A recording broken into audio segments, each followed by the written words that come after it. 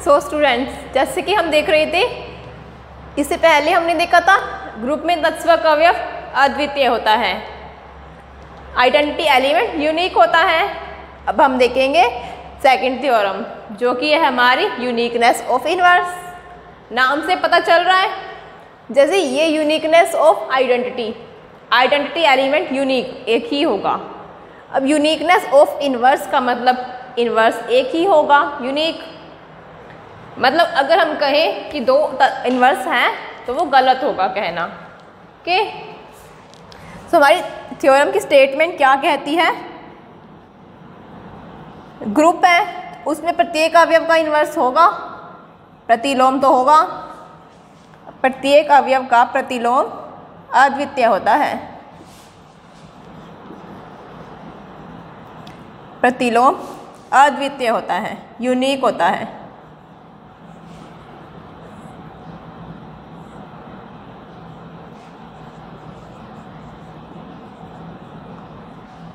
Group में group है तो प्रत्येक अवयव का प्रतिलोम होगा, वो क्या होगा? अद्वितीय, यूनिक। अब इसमें भी हम वही, इसका मतलब क्या हुआ? जो जो कंडीशन दी है पहले वो लिख लिया। माना जी ऑपरेशन स्टार, स्टार आर्बिट्रेरी है, वो कुछ भी हो सकता है। जी स्टार एक ग्रुप है। अब हमने कहा है कि प्रतिलोम अद्वितीय होता है प्रत्येक एलिमेंट का, ये हमें दिखाना है। तो अगर हम इसको कॉन्ट्राडिक्शन लेके चलें, हम किसी एक ने कहा नहीं, हो सकता है कि कोई एक एलिमेंट ऐसा मिल जाए ग्रुप जी का जिसका एक प्रतिलोम नहीं दो प्रतिलोम हो। तो हमने कहा ठीक है, लेके देख लेते हैं इससे क्या होता है। एक ग्रुप है तथा इसमें एक ऐसा अवयव है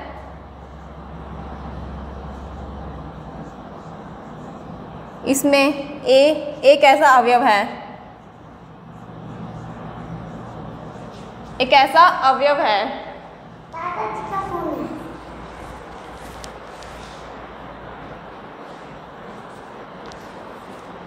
तथा इसमें एक ऐसा अवयव है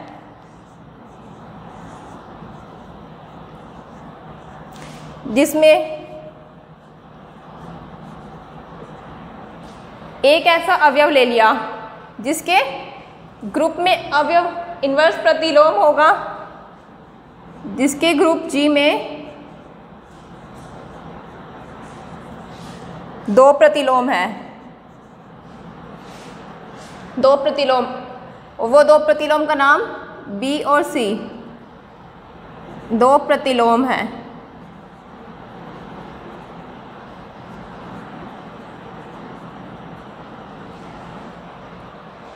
क्या हमने किया?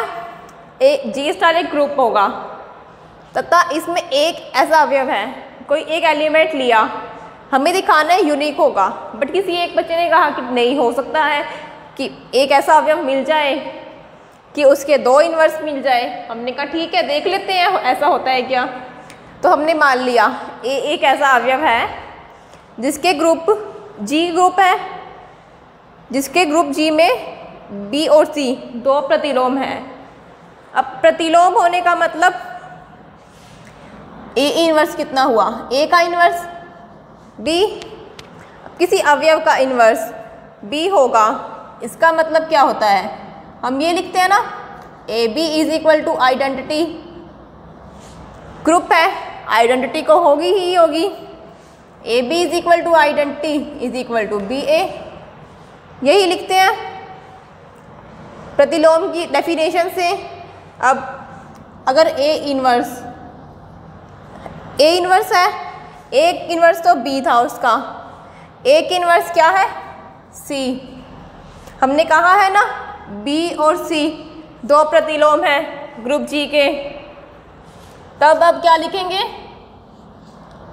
वही प्रतिलोम की डेफिनेशन से, A C is equal to identity is equal to C ए।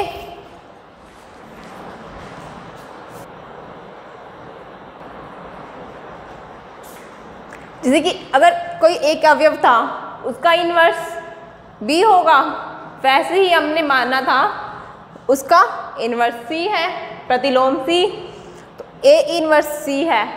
अगर इन्वर्स C होने का मतलब इन्वर्स की डेफिनेशन क्या कहती है, A को किसके साथ ऑपरेट करें कि E आ जाए, तब C क्या होता है हमारा इन्वर्स प्रतिलोम। तो वही यहाँ लिखेंगे AC is equal to identity, साथ में इज इक्वल टू CA, यही लिखते हैं इन्वर्स की डेफिनेशन। इसको फर्स्ट थ्योरम नाम दे दिया, इसको थ्योरम इक्वेशन सेकंड। अब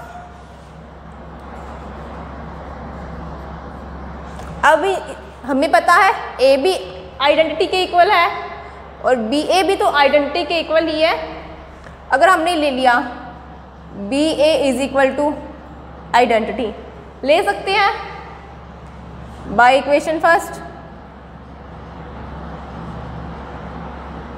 इक्वेशन फर्स्ट से ले सकते हैं बी ए किसके इक्वल है, आइडेंटिटी के। अब अगर बी ए आइडेंटिटी के इक्वल है तो क्या हम दोनों तरफ सी से मल्टीप्लाई नहीं कर सकते, मल्टीप्लाई दोनों तरफ कर रहे हैं तो कोई दिक्कत नहीं है। अब दोनों तरफ मल्टीप्लाई करने का मतलब क्या हुआ, यहाँ पर ये देखो, इसके बाद बी ए था, ग्रुप है, ग्रुप में क्या होता है एसोसिएटिव साहचर्यता प्रॉपर्टी, तो हम लिख सकते हैं ऐसे बी ए सी। पहले इन दोनों को ऑपरेट करें फिर इसको ऑपरेट करें, यह पहले इन दोनों को ऑपरेट करें फिर इसको ऑपरेट करें, यही होती थी एसोसिएटिव। अब ई क्या था, आइडेंटिटी। ई को किसी भी अवयव के साथ ऑपरेट करें तो क्या आएगा, वही अवयव सी। ई को किसी अवयव के साथ ऑपरेट करने पर वही अवयव सी आएगा। बट यहाँ क्या था, ए सी किसके इक्वल था, आइडेंटिटी के, तो हम लिख सकते हैं ए सी तो आइडेंटिटी के इक्वल था। इसका मतलब समझते ना, इक्वल नहीं है, ये इम्प्लाइज है, फर्स्ट क्लास में ही समझाया था जी। इसके बाद ये वाली लाइन है, ये इसको इम्प्लाइज कर रहा है, ये इसको इम्प्लाइज कर रहा है, मतलब इसके बाद ये वाली लाइन है, चाहे नीचे लिख लो, बट यहाँ नीचे स्पेस नहीं है तो यहाँ लिख रही हूँ मैं। अब ए सी किसके इक्वल था, आइडेंटिटी के, मतलब बी आइडेंटिटी किसके इक्वल हो गया, सी के। अब बी को ई से ऑपरेट करें, आइडेंटिटी ई, तो मतलब क्या आया हमारे पास, B is equal to C, B is equal to C आ गया। यही तो हम चाहते थे कि हमें अद्वितीय मिल जाए। जैसे कि पहले B A is equal to identity, equation first से पता था, दोनों तरफ सी से गुना किया। अब एसोसिएटिव प्रॉपर्टी, एसोसिएटिव प्रॉपर्टी तो ये टर्म आ गई। अब equation 2 A C is equal to identity, इसके बाद बाय इक्वेशन 2 से आ गया ये टर्म। इसके बाद ये टर्म कहाँ से आई, इक्वेशन 2 से। अब B आइडेंटिटी है तो B इज इक्वल टू सी हो गया। अब अगर किसी ने कहा था हमने एक ऐसा अवयव A लिया जिसके दो इन्वर्स हैं, दो प्रतिलोम, तब अभी क्या हुआ, B और C हमने दो लेके चले थे, आ तो फिर भी वो इक्वल ही गए ना। इसका मतलब अगर कोई ग्रुप है उसके अंदर प्रत्येक एलिमेंट का इन्वर्स क्या होगा, यूनिक। प्रत्येक अवयव का प्रतिलोम अद्वितीय होता है। ए है तो उसके लिए भी ए की इन्वर्स मिलेगा, या तो बी या सी। अब अलग अलग माने हैं तो इक्वल आ जाएंगे, इक्वल आ गए, इसका मतलब प्रत्येक अवयव का प्रतिलोम अद्वितीय होता है। डन। ये हमारी हो गई uniqueness of identity theorem and उसके बाद यूनिकनेस ऑफ इन्वर्स थ्योरम।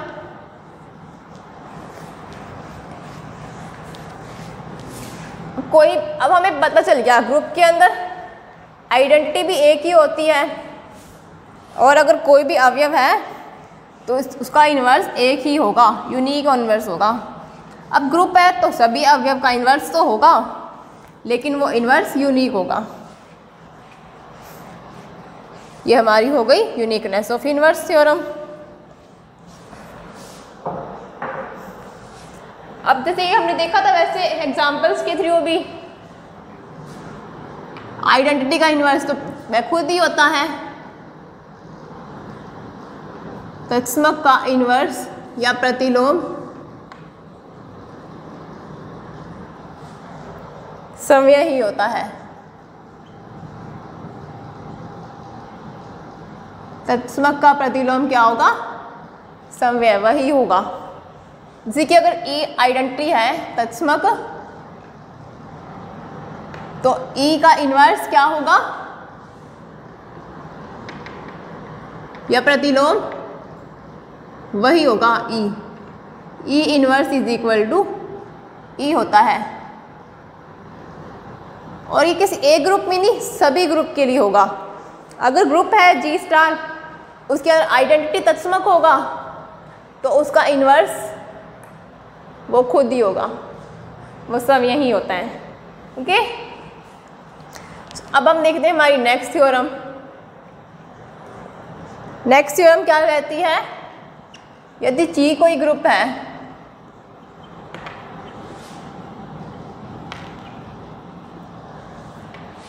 और A और B दो एलिमेंट लिए G में से, अब A पार्ट क्या कहता है? एलिमेंट का इन्वर्स, फिर इन्वर्स करेंगे तो क्या आएगा? वही एलिमेंट आएगा। और B पार्ट क्या कहता है हमारा? A B का होल इन्वर्स किसके equal? B inverse A inverse. इसको क्या बोलते हैं? रिवर्सल लॉ या उत्क्रमणता नियम, या इसको शू-स्टोक्स ऑपरेशन भी बोलते हैं, शू-स्टोक्स प्रॉपर्टी।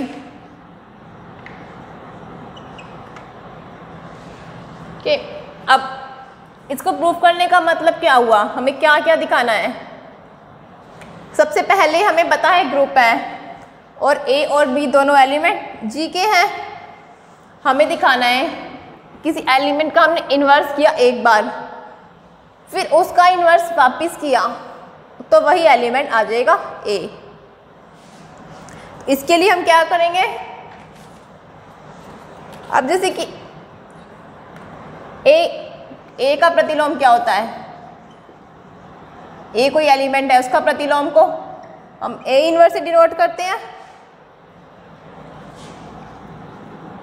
A इन्वर्स या B लिख लो। अब A इन्वर्स प्रतिलोम होता है, तब क्या होता है? A इन्वर्स किसके इक्वल? आइडेंटिटी के। इसको इन्वर्स से गुना करने पर आइडेंटिटी आती है, या A इन्वर्स A लिख लो, तब भी क्या आता है? आइडेंटिटी। यही हमारी प्रतिलोम की डेफिनेशन होती है। कई बार हम A इन्वर्स की जगह B भी यूज़ कर लेते हैं, बट अल्टीमेटली होता तो यही है ना कि ये इसको इन्वर्स से गुना कर रहे हैं उसके। A इन्वर्स नोटेशन यही होता है इन्वर्स का। अब अगर हम A inverse is equal to A inverse A लिख लें, इसका मतलब होता है कि A का इन्वर्स A इन्वर्स। अभी इसको हम ऐसे भी लिख सकते हैं ना, ये इसके इक्वल है तो हम ये लिख सकते हैं A inverse A is equal to identity. A inverse A identity किसके इक्वल है? A इन्वर्स के। ये लिखते हैं हम जैसे कि AB is equal to identity is equal to BA। B क्या है यहाँ पर? A inverse. यही होता है, या ये लिख लेते हैं। दो डेफिनेशन करी थी स्टार्टिंग में हमने इन्वर्स की, इसको हम ये लिख सकते हैं।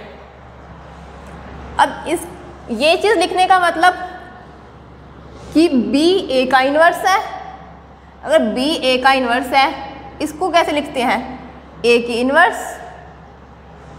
या हमने ये लिखा है तो जो ये वाला टर्म था ए का इन्वर्स था। अब ये टर्म को ऐसे लिख सकते हैं।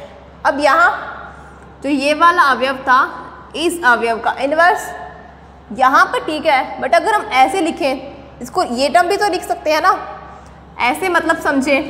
तो ये वाला अवयव था, इस अवयव का इन्वर्स, इस अवयव का इन्वर्स होने का मतलब ए इन्वर्स, इस अवयव का मतलब ए इन्वर्स, उसका इन्वर्स प्रतिलोम क्या है, ए। यही हमारी प्रतिलोम की डेफिनेशन होती है। जो ये वाला अवयव होता है वो ए का इन्वर्स, मतलब ये वाला अवयव इसका इन्वर्स, ए इन्वर्स का इन्वर्स ए। इसको हम ये लिखते हैं, ए इन्वर्स अवयव था, उसका इन्वर्स होने का मतलब पावर में -1, यही इन्वर्स का मतलब होता है। अब ए इन्वर्स की इन्वर्स का मतलब क्या हुआ, ए। तो यही हमें प्रूफ करना था। कोई एलिमेंट का इन्वर्स का इन्वर्स कितना आता है, ए। कोई भी अवयव था, ए का प्रतिलोम ए इन्वर्स, तो प्रॉपर्टी लगाई इन्वर्स की, प्रतिलोम की। अब इसको इधर भी लिख सकते हैं, उसको उधर। अब इसका डेफिनेशन क्या होती है कि ये वाला अवयव इसका प्रतिलोम है, ए इन्वर्स का प्रतिलोम ए। तो अब ए इन्वर्स का प्रतिलोम है, तो ए इन्वर्स का होल इन्वर्स कितना आ गया हमारे पास, ए। इसका मतलब कोई भी अवयव था जी का, उसका इन्वर्स का इन्वर्स करें तो वही आएगा। ऐसे भी अगर बी जी का अवयव है ना, बी के लिए हमने किया उसका इन्वर्स का होल इन्वर्स, तो भी बी आएगा। मतलब ये आर्बिट्रेरी है, सभी एलिमेंट्स के लिए ये चीज़ ट्रू है, ऐसे नहीं है कि एक ही एलिमेंट के लिए। ओके, अब हम देखते हैं हमारा सेकंड। और उससे पहले देखो, पहले हमें क्या पता चला यहाँ पर, ए इन्वर्स। सबसे पहले ए का इन्वर्स, फिर उसका इन्वर्स। अगर हमारा ऑपरेशन हुआ एडिटिव, ऑपरेशन एडिटिव जैसे कि जी प्लस हुआ, तब ए का इन्वर्स क्या होगा, माइनस ए। अब माइनस ए था, ए का इन्वर्स माइनस ए। अब यहाँ उस अवयव का इन्वर्स मतलब माइनस ए, फिर उसका इन्वर्स। अब माइनस ए का इन्वर्स का मतलब आगे फिर माइनस आएगा। किसी अवयव का इन्वर्स का मतलब आगे माइनस आ रहा है ना, ए का इन्वर्स पहले माइनस ए, फिर इसका वापिस इन्वर्स, तो फिर आगे माइनस, किसके इक्वल, ए के इक्वल, तो ये ए के इक्वल आ गया। ये हमें वैसे भी डायरेक्ट भी पता है, अगर दो बार माइनस माइनस हो तो प्लस हो जाते हैं, बट हम ग्रुप में देख रहे हैं कि सच में ट्रू है क्या। इसका मतलब कोई भी ऑपरेशन ले तो हाँ, कोई भी ऑपरेशन ले उसके लिए ये चीज़ हो जाती है। ओके, अब हम देखते हैं हमारा बी पार्ट। बी पार्ट में हमें क्या प्रूफ करना है, ए बी के होल इन्वर्स किसके equal, B inverse A inverse. इसका मतलब कोई भी जी था ग्रुप, उसके दो अवयव लिए, उनके बीच में ऑपरेशन लगाया, पहले ऑपरेशन लगाया फिर उसका इन्वर्स किया, या पहले बी का इन्वर्स फिर ए का इन्वर्स कर दिया, तो वो इक्वल ही आएंगे। या अब स्टार ऑपरेशन माने तो वो मान लो, नहीं तो डायरेक्ट अगर सिंपल ही माने तो गुना ऑपरेशन मान लो। जनरली यूज़ कर रहे हैं हम, तो दोनों एलिमेंट के लिए गुणनफल है तो भी कोई दिक्कत नहीं है, क्योंकि अगर जनरल ही ट्रू है तो कोई भी ऑपरेशन आए ट्रू तो तब भी होगा। अब दोनों एलिमेंट का ऑपरेशन या गुणनफल करें, उसके बाद उनका प्रतिलोम निकालें, वो किसके इक्वल, बी के दूसरे एलिमेंट के प्रतिलोम और पहले एलिमेंट के प्रतिलोम के गुणनफल। रिवर्सल, रिवर्स हो गए ना, पहले ये कर रहे थे फिर अब ये। अब इसको शू सॉक्स प्रॉपर्टी भी क्यों कहते हैं, जैसे कि पहले शू सॉक्स का मतलब वही जराबे जूते, पहले क्या, पहले सॉक्स पहनते हो फिर शूज़ पहनते हो, निकालते नहीं, पहले शूज़ निकालते हो फिर सॉक्स निकालते हो ना। पहले ये सॉक्स पहनी फिर शूज़ पहने और पहले गुना किया फिर इन्वर्स किया, बट किसके इक्वल? निकालते टाइम वही, पहले शूज़ निकाले फिर सॉक्स निकाल, इक्वल में पहले इन्वर्स किया दोनों का फिर गुना किया, पहले शूज़ निकाले फिर सॉक्स निकाली। मतलब समझने के लिए है ये, समझने के लिए कह सकते हैं हम इसको, शू सॉक्स प्रॉपर्टी के जैसे ही होगा ये, ओके। या शू सॉक्स लॉ लिख लो, ओके। अब इसको प्रूफ करना है हमें। अब इसको प्रूफ करने के लिए हम क्या, हमने देखा ए और बी दो एलिमेंट जी के अंदर है, ग्रुप के अंदर है। अगर दो एलिमेंट है तो इनका इन्वर्स भी होगा, प्रतिलोम भी होगा, ये दोनों भी जी के एलिमेंट होंगे। अब अगर ये दोनों जी के एलिमेंट है, ग्रुप है, तो क्लोजर प्रॉपर्टी तो करेगा ही ना। हम देखना चाह रहे हैं कि ये एलिमेंट जी के हैं भी या नहीं है, कहीं जी के एलिमेंट ही ना हो, फिर क्यों हम बात कर रहे हैं। ये ए इन्वर्स जी का हो गया, बी इन्वर्स जी का। अब ये दोनों जी के एलिमेंट है, तो जो बी इन्वर्स ए इन्वर्स था, क्लोजर प्रॉपर्टी दो एलिमेंट जी के हैं, तो ये भी जी का एलिमेंट होगा, ये भी जी का एलिमेंट है। और अगर ए और बी जी का एलिमेंट है, फिर यहाँ क्लोजर प्रॉपर्टी ए बी क्या होंगे? जी का एलिमेंट। पहले इसके बीच क्लोजर, फिर इन दोनों के लिए क्लोजर, तो क्या हो गया ये हमारा क्लोजर या क्लोज्ड या संवर्त।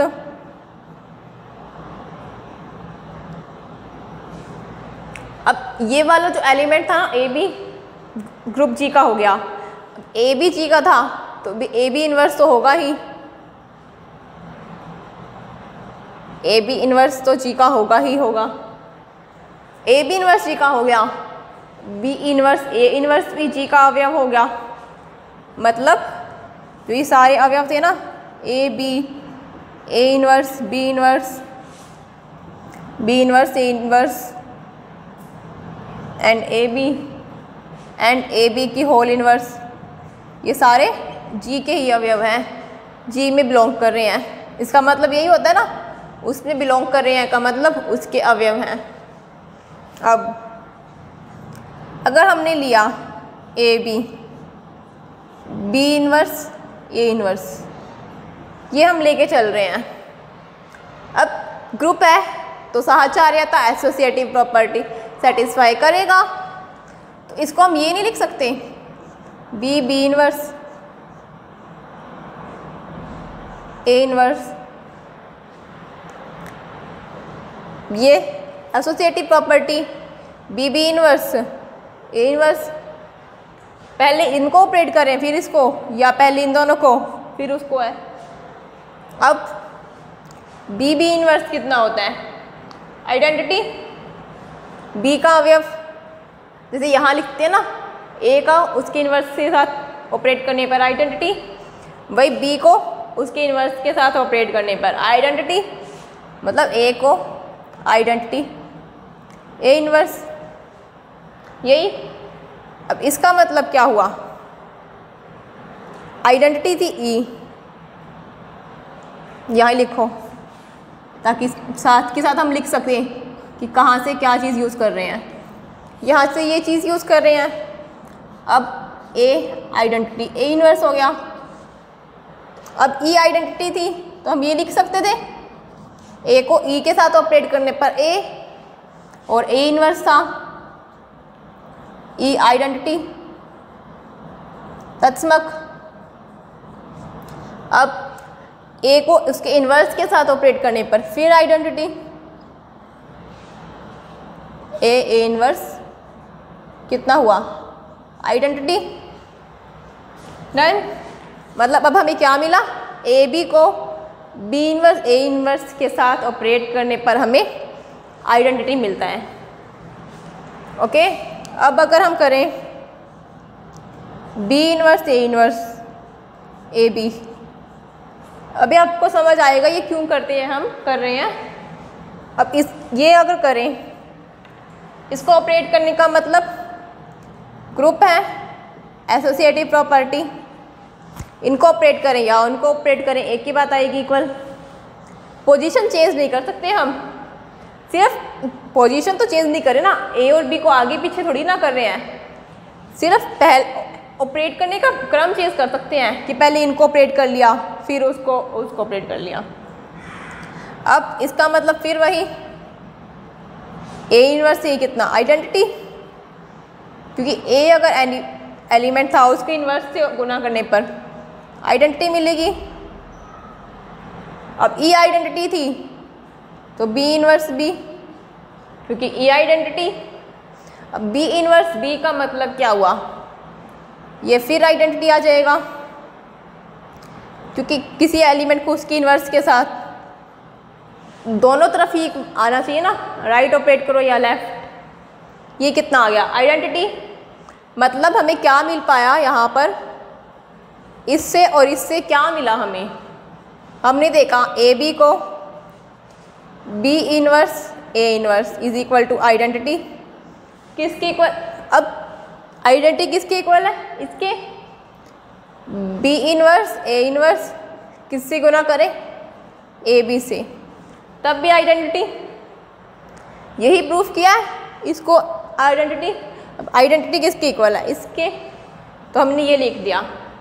अब यहाँ से आप कुछ आइडिया लगा पा रहे हो क्या, किस चीज़ की डेफिनेशन है। जैसे किसी अवयव को, अगर एक अवयव को किससे अब गुना करें कि आइडेंटिटी मिल जाए, तो हम क्या कहते हैं, बी हमारा ए का इन्वर्स होता है।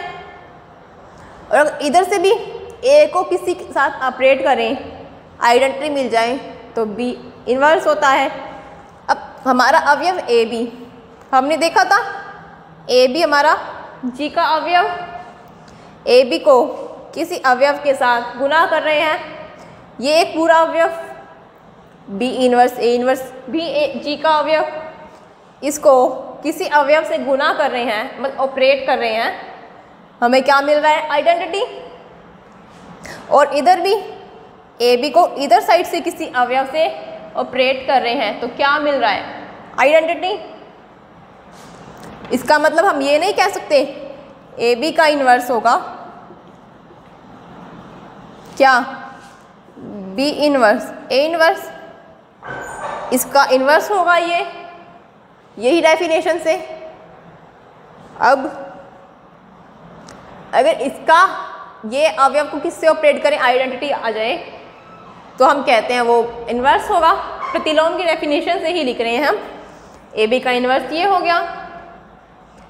अब ए बी का इन्वर्स होने का मतलब ए बी की होल इन्वर्स कितना आएगा, B inverse A inverse, B inverse A inverse. यही तो हमें प्रूफ करना था, ए बी की होल इनवर्स किसके equal, B inverse A inverse के। तो ये हमारा आगे प्रॉपर्टी, मतलब हमें दिखाना चाह रहे हैं इसको इसके साथ ऑपरेट करें आइडेंटिटी आ जाए। अब बी इनवर्स ए इनवर्स को ए बी के साथ ऑपरेट करके भी आइडेंटिटी, सारे इक्वल ही हैं, ये प्रतिलोम की डेफिनेशन ही है। इसका मतलब ए बी का inverse B inverse A inverse, तो ए बी इनवर्स कितना हो गया, B inverse A inverse. So ये हमारी फिफ्थ थ्योरम का बी पार्ट भी प्रूफ हो गया। ओके, ये फिफ्थ थ्योरम लिखो या थर्ड थ्योरम, नंबर आप देख लेना बुक के अकॉर्डिंग, आपकी थर्ड लिखना चाहो तो थर्ड लिख लो। ठीक, सो आज हमने 3 थ्योरम देखी कि आइडेंटिटी का इन्वर्स भी यूनिक होता है, सॉरी आइडेंटिटी का इन्वर्स तो यूनिक होता ही है और आइडेंटिटी भी यूनिक होती है, तत्सम का अवयव अद्वितीय होता है। उसके बाद हमने देखा कि जो ग्रुप है उसके प्रत्येक अवयव का प्रतिलोम भी अद्वितीय होता है। और तीसरी थ्योरम हमने देखी किसी एलिमेंट का 2 बार इन्वर्स करें तो वही एलिमेंट आ जाता है। ओके, और ए बी के होल इन्वर्स किसके equal, B inverse A inverse के। अब अगर ये इक्वल है, इसके हमने 2 एलिमेंट के लिए प्रूफ किया है, तो क्या ये जनरल के लिए ट्रू नहीं होगा,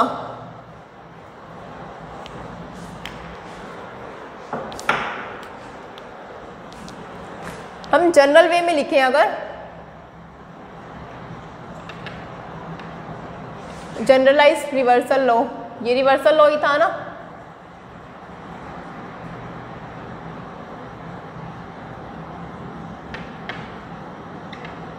हमने 2 एलिमेंट के लिए लिया, अगर माने कि 2 के बजाय Z तक मान लो, चलो एलिमेंट है इसके, Z मानना चाहो या P मानना चाहो, कुछ भी सिंबल मान लो। अब पहले ऑपरेट किया फिर इन्वर्स, या पहले इसका इन्वर्स फिर उसका फिर उसका, मतलब पहले इस वाले एलिमेंट का इन्वर्स जो लास्ट में लिखा है, फिर जो इसे पहले एलिमेंट था, फिर ये वाला एलिमेंट B इन्वर्स एंड फिर इसका इन्वर्स। तो ये क्या होंगे आपस में इक्वल, इसी यहीं से आया यहाँ। तो ये हमारा जनरलाइज रिवर्सल लॉ या व्यापक उत्क्रमण नियम। ओके, अब यहाँ पे एक चीज़ और देख लेते हैं। जैसे हमने ये देखा था, ये हमने यहाँ गुना तो नहीं मान के चल रहे ना, जनरल के लिए ही होगा हर एक ऑपरेशन के लिए। अब अगर ऑपरेशन हमारा है G+, अब उसमें AB का इन्वर्स क्या होगा? AB का मतलब प्रोडक्ट तो नहीं होगा, जनरल ही था, मतलब A+B होगा। अब A+B का इन्वर्स माइनस करते हैं, -A+B। इस थ्योरम से क्या देखा है हमने, कोई एक अवयव था उसका इन्वर्स मतलब माइनस ऑफ A+B, A+B अवयव था उसका इन्वर्स।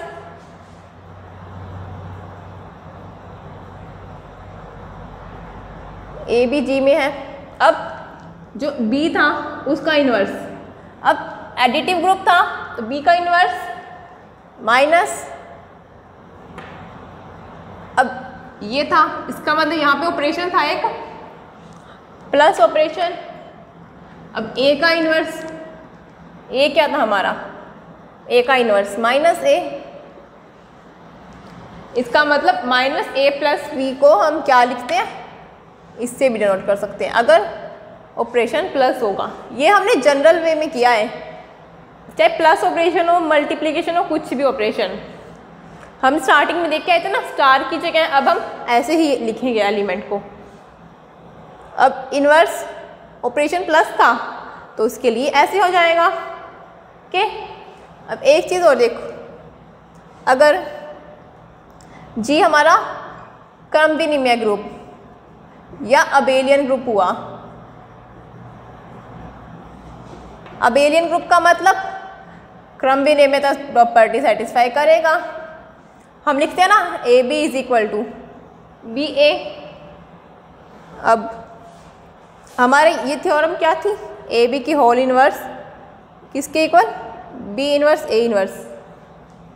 अब AB कहाँ से थे, G में, G के कोई तो एलिमेंट को आपस में ऑपरेट इक्वल ही आएंगे, चाहे AB लिखो या BA। अब B इन्वर्स और A इन्वर्स, B तो G के ही एलिमेंट हैं, तो B इन्वर्स A इन्वर्स लिखो या लिखो A inverse B inverse, equal ही है। मतलब हम क्या लिख सकते हैं, AB की होल इन्वर्स को A इन्वर्स B इन्वर्स भी लिख सकते हैं, बट कब, अगर ये क्रम विनिमय ग्रुप होगा तभी लिख पाएंगे। अबेलियन ग्रुप होगा उसी कंडीशन में लिख सकते हैं हम ये AB की whole inverse A inverse B inverse के इक्वल। ओके, तो इस प्रॉपर्टी से हमने 1-2 प्रॉपर्टीज और देख ली। ओके, सो इसे अच्छे से देख लेना, घर पे जाके अच्छे से रिवाइज कर लेना। सो मिलते हैं नेक्स्ट क्लास में। Thank you.